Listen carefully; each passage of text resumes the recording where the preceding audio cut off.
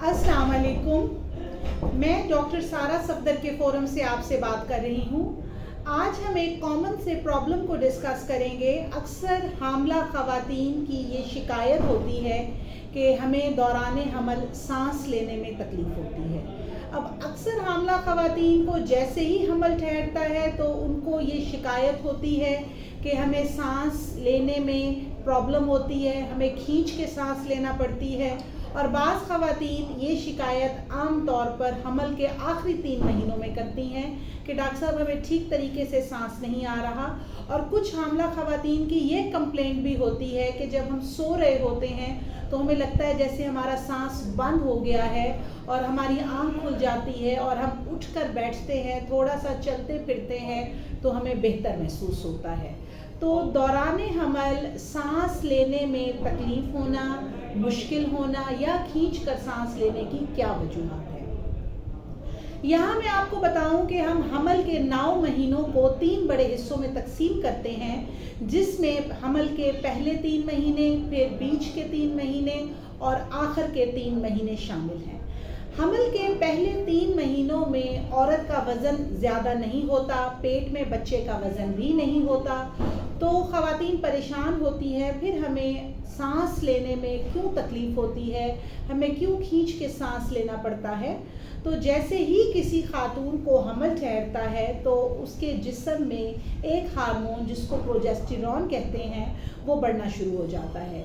और progesterone hormone के बढ़ने की वजह से जो है वो ख़वातीन को खींच के सांस लेना पड़ता है। बेसिकली जो प्रोजेस्टेरॉन हार्मोन है वो एज ए स्टिमुलेंट काम करता है, वो बच्चे की तरफ ऑक्सीजन की सप्लाई को बेहतर करता है, वो माँ की तरफ ऑक्सीजन की सप्लाई को बेहतर करता है। और इस हार्मोन के बढ़ने की वजह से अक्सर ख़वातीन को खींच के सांस लेना पड़ता है। तो हम इसमें हामला ख़वातीन को ये इंश्योर करते हैं कि ये चीज़ बिल्कुल परेशान होने की नहीं है, बल्कि प्रोजेस्टेरॉन हार्मोन का बढ़ना आपकी तरफ और बच्चे की तरफ ऑक्सीजन की सप्लाई को बेहतर कर रहा है।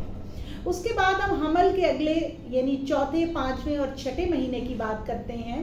इस दौरान बच्चे में ग्रोथ शुरू हो जाती है, ऑर्गेनोजेनेसिस शुरू हो जाती है, बच्चे के जिस्म के मुख्तलिफ अज़ा डेवलप होना शुरू हो जाते हैं, औरत आहिस्ता आहिस्ता अपना वज़न गेन करना शुरू करती है, आवल की डेवलपमेंट शुरू हो जाती है।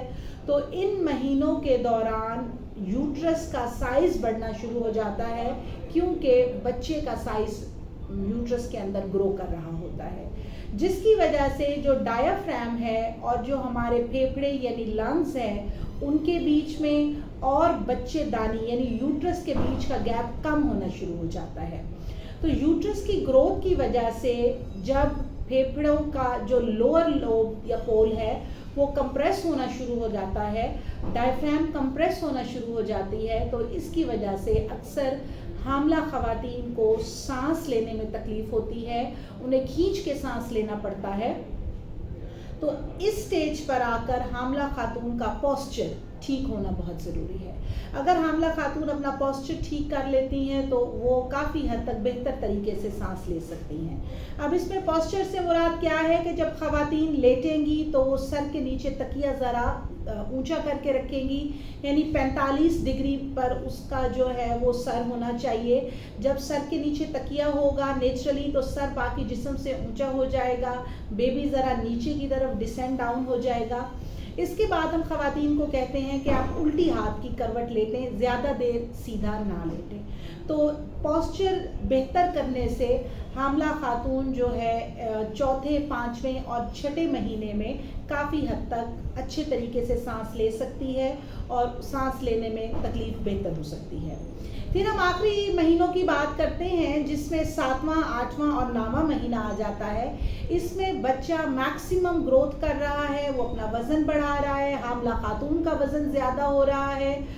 इस टाइम पीरियड के दौरान जो गैप है वो तकरीबन फिल हो जाता है डायफ्राम और फेफड़ों और बच्चेदानी के खिलाफ। यूट्रस मैक्सिमम ग्रो कर जाती है, وہ میدے کو کمپریس کرتی ہے, وہ پھیپھڑوں کو کمپریس کرتی ہے, وہ ڈایافرام کو کمپریس کرتی ہے, جس کی وجہ سے حاملہ خاتون اگر لیٹی بھی ہوتی ہے تو اس کو سم ٹائم لگتا ہے کہ میرا سانس بند ہو رہا ہے, اور اس کو ویسے بھی کھینچ کے سانس لینا پڑتا ہے اور سانس لینے میں تکلیف ہوتی ہے. اب یہ ٹائم پیریڈ ایسا ہے جس میں خاتون کو چاہیے کہ وہ دائیں یا بائیں کروٹ لیٹے, سر کے نیچے تکیے کو اونچا رکھے, تاکہ جو ہے سیدھا لیٹنے میں اور زیادہ دیر بیٹھنے میں جو مین وینز ہیں جو ہماری باڈی کو بلڈ سپلائی کر رہی ہیں, آکسیجن سپلائی کر رہی ہیں, وہ کمپریس ہو جاتی ہیں, اور ان کے دب جانے کی وجہ سے خاتون کو جو ہے وہ سانس لینے میں تکلیف کا سامنا کرنا پڑتا ہے. جب خاتون جو ہے وہ کروٹ کے بل لیٹے گی تو اس کی مین وینز کمپریس نہیں ہوں گی, بچے دانی کی طرف خون کا فلو اچھا ہوگا, اور نیچرلی جو بیبی ہے وہ نیچے کی طرف ڈسینڈ ڈاؤن ہوگا, پھیپھڑوں پہ پریشر کم ہوگا بچے کا, تو خاتون کو سانس کھینچ کے نہیں لینا پڑے گا اور اس کو سانس لینے میں تکلیف کا سامنا نہیں ہوگا. اب یہ تمام باتیں جو ابھی میں نے آپ سے ڈسکس کی ہیں یہ نیچرل ہیں, یہ قدرتی ہیں, یہ نارمل ہیں, اس میں پریشانی کی کوئی بات نہیں. اگر کسی حاملہ خاتون ان باتوں پر عمل کرتی ہے اور اس کو سانس بہتر طریقے سے آنے لگ جاتا ہے تو یہ بہت اچھی بات ہے, لیکن اگر وہ پوسچر چینج کر کے بھی دیکھ لیتی ہے, ان تمام باتوں پر بھی عمل کر لیتی ہے, لیکن اس کے باوجود بھی اس کو سانس لینے میں شدید تکلیف کا سامنا ہے, تو اب اس کو چاہیے کہ وہ اپنی گائناکالوجسٹ سے کنسرن کرے. اب اس میں کچھ ٹیسٹ ہیں جو کہ کیے جاتے ہیں, اور کچھ چیزیں ہیں جو امپورٹنٹ ہیں, جس میں سب سے پہلے CBC کا ٹیسٹ کیا جاتا ہے جس میں HP دیکھا جاتا ہے. اگر حاملہ خاتون کا HP کم ہو, اس میں خون کی شدید کمی ہو, اس صورت میں بھی عورت کو سانس لینے میں تکلیف کا سامنا ہو سکتا ہے, جس کو آپ کی لیڈی ڈاکٹر ٹریٹ کریں گی. پھر بعض خواتین ایسی ہوتی ہیں جن کو ایستھما یعنی دمے کی بیماری ہوتی ہے, اس کی وجہ سے بھی سانس لینے میں مشکل ہو سکتی ہے, تو ڈاکٹر اس کو رول آؤٹ کریں گی.